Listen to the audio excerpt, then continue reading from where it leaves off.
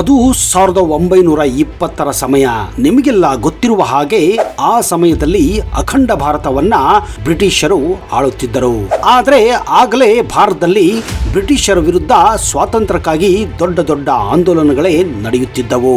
ಈ ಸಮಯದಲ್ಲಿ ಬ್ರಿಟಿಷರು ಡಿವೈಡ್ ಅಂಡ್ ರೂಲ್ ಪಾಲಿಸಿಯನ್ನ ಆಗಲೇ ಆರಂಭಿಸಿದ್ದರು.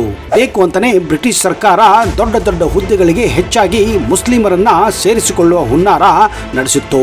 ಅಷ್ಟೇ ಅಲ್ಲದೆ ಜಿನ್ನಾ ನೇತೃತ್ವದಲ್ಲಿ ಪಾಕಿಸ್ತಾನವೆಂಬ ಪ್ರತ್ಯೇಕ ದೇಶ ಬೇಕೆಂದು ಮುಸ್ಲಿಂ ಲೀಗ್ ಹುಟ್ಟಿಕೊಂಡಿತ್ತು. ಆದರೆ ದುರಾದೃಷ್ಟ, ಆಗಿನ ಗಾಂಧಿ ಕಾಂಗ್ರೆಸ್ ಹಿಂದೂಗಳಿಗಾಗಿ ಯಾವುದೇ ಕೆಲಸವನ್ನ ಮಾಡುತ್ತಿರಲಿಲ್ಲ. ಅಷ್ಟೇ ಅಲ್ಲದೆ ಬ್ರಿಟಿಷರಿಂದ ಹಿಂದೂಗಳ ಮೇಲೆ ಹಲವಾರು ಅತ್ಯಾಚಾರಗಳು ನಿರಂತರವಾಗಿ ನಡೆಯುತ್ತಿದ್ದವು. ಆದರೆ ಕಾಂಗ್ರೆಸ್ ಇದರ ಬಗ್ಗೆ ಹೆಚ್ಚು ಗಮನ ಕೊಡುತ್ತಿರಲಿಲ್ಲ. ಅದೇ ಮುಸ್ಲಿಮರ ಮೇಲೆ ಅತ್ಯಾಚಾರಗಳು ನಡೆದರೆ ಮುಸ್ಲಿಂ ಲೀಗ್ ಎದ್ದು ನಿಂತು ಬ್ರಿಟಿಷರ ವಿರುದ್ಧ ಚಳವಳಿಯನ್ನು ಕೂಡ ಮಾಡುತ್ತಿದ್ದವು. ಹೀಗಾಗಿ ದಿನ ಕಳೆದಂತೆ ಬ್ರಿಟಿಷರ ದಬ್ಬಾಳಿಕೆ ಹಿಂದೂಗಳ ಮೇಲೆ ನಿರಂತರವಾಗಿ ಜಾಸ್ತಿಯಾಗಿದ್ದವು. ಹಿಂದೂಗಳನ್ನ ರಕ್ಷಿಸಲು ಯಾವುದೇ ಒಂದು ಸಂಘ ಇರಲಿಲ್ಲ, ಸಂಸ್ಥೆ ಕೂಡ ಇರಲಿಲ್ಲ. ಇದನ್ನು ನೋಡುತ್ತಿದ್ದಂತಹ ಹಿಂದೂ ರಾಷ್ಟ್ರವಾದಿಗಳು ಕೈಕಟ್ಟಿ ಕುಳಿತುಕೊಳ್ಳಲು ಸಾಧ್ಯವಿರಲಿಲ್ಲ. ಅದರಲ್ಲೂ ಬೆಂಗಾಲ್, ಪಂಜಾಬ್ ಹಾಗೂ ಇನ್ನಿತರ ಕೆಲವು ಪ್ರಾಂತ್ಯಗಳಲ್ಲಿ ಹಿಂದೂಗಳ ಮೇಲೆ ನಿರಂತರ ದೌರ್ಜನ್ಯ ನಡೆಯುತ್ತಾನೆ ಇತ್ತು. ಹಿಂದೂಗಳನ್ನ ಕಾಪಾಡಲು ಒಂದು ಸಂಸ್ಥೆ ಬೇಕಾಗಿತ್ತು. ಈ ಒಂದು ಕಾರಣದಿಂದ ಹುಟ್ಟಿದ್ದೇ ರಾಷ್ಟ್ರೀಯ ಸ್ವಯಂ ಸೇವಾ ಸಂಘ. ಇದನ್ನ ನಾವು ಎಲ್ಲರೂ RSS ಅಂತ ಗುರುತಿಸುತ್ತೇವೆ. ಹೌದು, ಇವತ್ತು RSS ಇಲ್ಲದಿದ್ರೆ ಭಾರತದಲ್ಲಿ ಹಿಂದೂಗಳ ಪರಿಸ್ಥಿತಿ ತುಂಬಾನೇ ಚಿಂತಾಜನಕವಾಗಿತ್ತು. ಯಾಕಂದ್ರೆ ಕಾಂಗ್ರೆಸ್ ಮೊದಲಿನಿಂದಲೂ ಹಿಂದೂಗಳ ಬಗ್ಗೆ ಯಾವತ್ತೂ ಯೋಚನೆ ಮಾಡದಂತಹ ಒಂದು ಸಂಘವಾಗಿತ್ತು. ಅಷ್ಟಕ್ಕೂ RSS ಹುಟ್ಟಿದ್ದು ಎಲ್ಲಿ, ಯಾವಾಗ, ಇದರ ಹಿಂದಿನ ಶಕ್ತಿ ಏನು?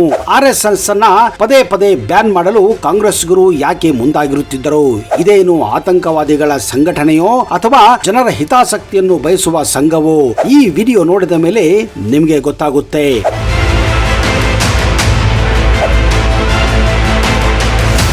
ರಾಷ್ಟ್ರೀಯ ಸ್ವಯಂ ಸೇವಕ ಸಂಘ ಅಂದರೆ RSS ಭಾರತ ಹಾಗೂ ವಿಶ್ವಾದ್ಯಂತ ಅತಿ ದೊಡ್ಡ NGO ಆಗಿದೆ. ಇದು ಅಂದ್ರೆ ಸ್ವಯಂ ಸೇವಕ ಸಂಘವಾಗಿದೆ.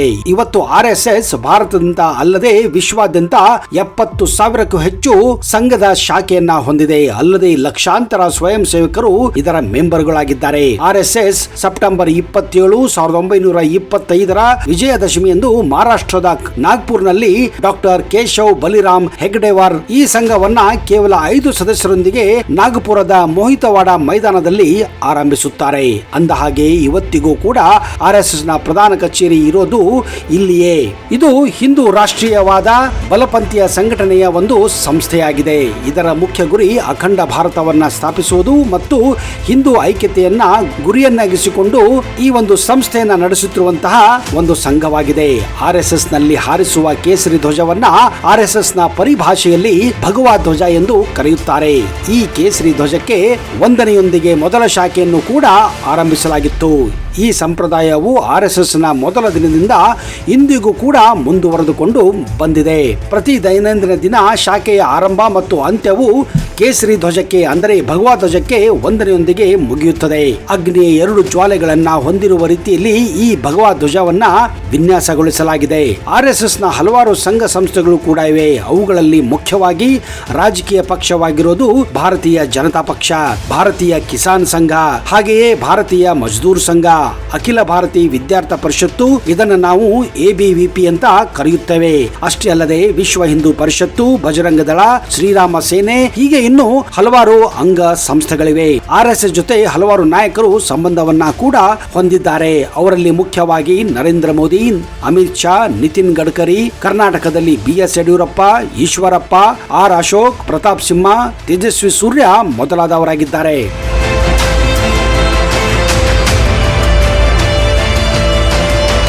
RSS ನ ಮೊಟ್ಟ ಮೊದಲ ಶಾಖೆ 1926 ಮೇ 28ರಂದು ನಾಗ್ಪುರದಲ್ಲಿ ಪ್ರಾರಂಭವಾಗುತ್ತದೆ.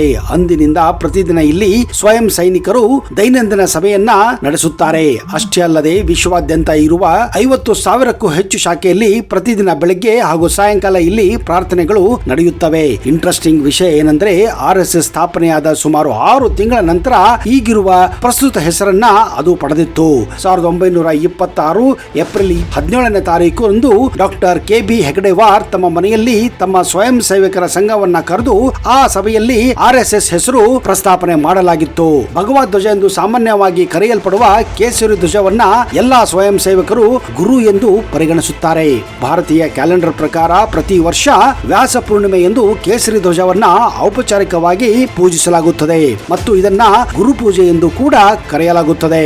ಆರ್ಎಸ್ಎಸ್ ನ ಪ್ರಾರ್ಥನೆಯ ಸಾರವನ್ನ ಆರಂಭದಲ್ಲಿ ಮರಾಠಿಯಲ್ಲಿ ಬರೆಯಲಾಗಿತ್ತು. ಮುಂದೆ ಇದನ್ನ ಸಂಸ್ಕೃತಕ್ಕೆ ಅನುವಾದ ಮಾಡಿ ಈಗಲೂ ಕೂಡ ಸಂಸ್ಕೃತದಲ್ಲಿ ಈ ಒಂದು ಪ್ರಾರ್ಥನೆಯನ್ನ ಹಾಡಲಾಗುತ್ತದೆ. ಪ್ರತಿಯೊಂದು ಶಾಖೆಯಲ್ಲೂ ಕೂಡ ಈಗಲೂ ಕೂಡ ಈ ಪ್ರಾರ್ಥನೆಯೊಂದಿಗೆ ಪ್ರತಿನಿತ್ಯ ಶಾಖಾ ಆರಂಭಗೊಂಡು ಕೊನೆಗೂ ಕೂಡ ಈ ಪ್ರಾರ್ಥನೆಯೊಂದಿಗೆ ಮುಗಿಯುತ್ತದೆ. 1983ರಲ್ಲಿ ಆರ್ಎಸ್ಎಸ್ ರಾಮ ಜನ್ಮಭೂಮಿ ಚಳವಳಿ ಧುಮುಕಿತ್ತು. ಆರ್ಎಸ್ಎಸ್ ಬೆಂಬಲಿತ ಸಂಘಟನೆಗಳಾದ ವಿಶ್ವ ಹಿಂದೂ ಪರಿಷತ್ ಹಾಗೂ ಬಜರಂಗ ದಳ ಮುಂಚೂಣಿಯಲ್ಲಿ ನಿಂತು ಈ ಚಳವಳಿಯನ್ನ ಆಗಸ್ಟ್ 5, 2020ರಂದು ಅಯೋಧ್ಯೆಯಲ್ಲಿ ರಾಮ ಮಂದಿರ ನಿರ್ಮಾಣ ಆರಂಭದೊಂದಿಗೆ ಕೊನೆಗೊಂಡಿತ್ತು. ಆರ್ಎಸ್ಎಸ್ ಭಾರತದಲ್ಲಿ ಅಲ್ಲದೆ ವಿಶ್ವಾದ್ಯಂತ ಯಾವುದೇ ರೀತಿಯ ತೊಂದರೆಗಳಾದಲ್ಲಿ ಅಂತ ಜಾಗಗಳಿಗೆ ಹೋಗಿ ಜಾತಿ ಧರ್ಮ ಭೇದ ನೋಡದೆ ಜನರಿಗೆ ಸಹಾಯ ಮಾಡಲು ಮುಂದಾಗುತ್ತದೆ. ಉದಾಹರಣೆಗೆ ನಾವು ಆಗಾಗ ಸುದ್ದಿ ಮಾಧ್ಯಮದಲ್ಲಿ ನೋಡುತ್ತಾನೆ ಇರುತ್ತೇವೆ. ಉದಾಹರಣೆಗೆ ಸುನಾಮಿ ಬಂದಾಗ, ಕೊರೋನಾ ಬಂದಾಗ, ಪ್ರವಾಹಗಳು ಬಂದಾಗ, ಭೂಕಂಪವಾದಾಗ ಆರ್ಎಸ್ಎಸ್ ಸಂಘ ಇಂಥ ಜಾಗಗಳಿಗೆ ಹೋಗಿ ಜನರ ಸೇವೆಯನ್ನ ಮಾಡೋದು ನಾವು ಕಂಡಿದ್ದೇವೆ. ವಿಚಿತ್ರ ಏನಂದ್ರೆ ಇಂತಹ ಕೆಲಸಗಳನ್ನು ಮಾಡುವ ಆರ್ಎಸ್ಎಸ್ ಮೇಲೆ 3 ಬಾರಿ ಕಾಂಗ್ರೆಸ್ ಸರ್ಕಾರ ನಿಷೇಧ ಹೇರಿಸಿತ್ತು.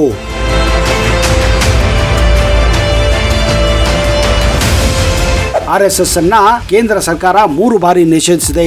ಆದರೆ ಪ್ರತಿ ಬಾರಿ ಆರ್ಎಸ್ಎಸ್ ವಿರುದ್ಧದ ಆರೋಪಗಳು ಆಧಾರ ರಹಿತವೆಂದು ಸಾಬೀತಾದ ಕಾರಣ ಈ ನಿಷೇಧವನ್ನ ಬೇಷರತ್ತಾಗಿ ಇದೇ ಸರ್ಕಾರಗಳು ತೆಗೆದುಹಾಕಿವೆ. ಮೊದಲ ನಿಷೇಧವನ್ನ ಫೆಬ್ರವರಿ 4, 1948ರಂದು ವಿಧಿಸಲಾಗಿತ್ತು ಮತ್ತು ಜುಲೈ 12, 1949ರಂದು ತೆಗೆಯಲಾಗಿತ್ತು. ಆರ್ಎಸ್ಎಸ್ ಅನ್ನ ಜುಲೈ 4, 1975ರಂದು ಎರಡನೇ ಬಾರಿ ನಿಷೇಧ ಮಾಡಲಾಗಿತ್ತು ಮತ್ತು ಮಾರ್ಚ್ 22, 1977ರಂದು ನಿಷೇಧವನ್ನ ತೆಗೆಯಲಾಗಿತ್ತು. ಮೂರನೇದಾಗಿ ಆರ್ಎಸ್ಎಸ್ ಅನ್ನ ಡಿಸೆಂಬರ್ 10, 1992ರಂದು ನಿಷೇಧಿಸಿ ಜೂನ್ 4, 1993ರಂದು ತೆಗೆಯಲಾಗಿತ್ತು. ಮಹಾತ್ಮ ಗಾಂಧಿಯವರ ಹತ್ಯೆಯ ಸಂದರ್ಭದಲ್ಲಿ 1948ರಲ್ಲಿ ಮೊದಲ ಬಾರಿಗೆ ಆರ್ಎಸ್ಎಸ್ ಅನ್ನ ನಿಷೇಧ ಮಾಡಲಾಗಿತ್ತು. ಫೆಬ್ರವರಿ 4, 1948ರಂದು ಸರ್ದಾರ್ ವಲ್ಲಭಾಯ್ ಪಟೇಲ್ ನೇತೃತ್ವದ ಕೇಂದ್ರ ಗೃಹ ಸಚಿವಾಲಯವು ಹೊರಡಿಸಿದ ಸರ್ಕಾರದ ಪ್ರಕಟಣೆಯು ಈ ಪ್ರಕಟಣೆಯನ್ನ ಹೊರಡಿಸಿತ್ತು. 18 ದಿನಗಳ ನಂತರ ಸ್ವತಃ ಸರ್ದಾರ್ ವಲ್ಲಭಾಯ್ ಪಟೇಲರೇ ಈ ನಿಷೇಧವನ್ನ ತೆರವುಗೊಳಿಸಿದ್ದರು. ಇಂದಿರಾ ಗಾಂಧಿ 1975ರ ತುರ್ತು ಪರಿಸ್ಥಿತಿ ಘೋಷಿಸಿದ ಸಂದರ್ಭದಲ್ಲಿ ಆರ್ಎಸ್ಎಸ್ ಚಟುವಟಿಕೆಗಳನ್ನ ಮೊಟಕುಗೊಳಿಸಲು ಆರ್ಎಸ್ಎಸ್ ಅನ್ನ ನಿಷೇಧಿಸಲಾಗಿತ್ತು. ಹಾಗೆಯೇ 1992ರಲ್ಲಿ ಅಯೋಧ್ಯೆಯಲ್ಲಿ ಬಾಬರಿ ಮಸೀದಿ ಧ್ವಂಸದ ನಂತರ ಮತ್ತೊಮ್ಮೆ ನಿಷೇಧವನ್ನ ವಿಧಿಸಲಾಗಿತ್ತು. ಆದರೆ ಕೇವಲ 6 ತಿಂಗಳಲ್ಲೇ ಈ ನಿಷೇಧವನ್ನ ತೆಗೆಯಲಾಗಿತ್ತು. ಕಾರಣ ಆರ್ಎಸ್ಎಸ್ ಬಾಬರಿ ಮಸೀದಿಯನ್ನ ಧ್ವಂಸಗೊಳಿಸಲಿ ಅದರ ಪಾತ್ರ ಇಲ್ಲ ಅಂತ ಹೇಳಲಾಗಿತ್ತು. ಕೇವಲ ಅಲ್ಲಿ ಸ್ವಯಂ ಸೇವಕರು ಹೋಗಿದ್ದರು, ಆದ್ರೆ ಬಾಬರಿ ಮಸೀದಿಯನ್ನ ಧ್ವಂಸಗೊಳಿಸಿದವರು ಬೇರೆ ಆಗಿದ್ದರು ಅಂತ ಕೋರ್ಟ್ ನಿರ್ಣಯ ಕೊಟ್ಟು ನಿಷೇಧವನ್ನ ತೆರವುಗೊಳಿಸಿತ್ತು. ಸ್ನೇಹಿತರೆ, ಹಾಗಾದ್ರೆ ನಿಮ್ಮ ಅನಿಸಿಕೆ ಆರ್ಎಸ್ಎಸ್ ಬಗ್ಗೆ ಏನು ಅಂತ ದಯವಿಟ್ಟು ಕಮೆಂಟ್ ಬಾಕ್ಸ್ ಅಲ್ಲಿ ಹಾಕಿ.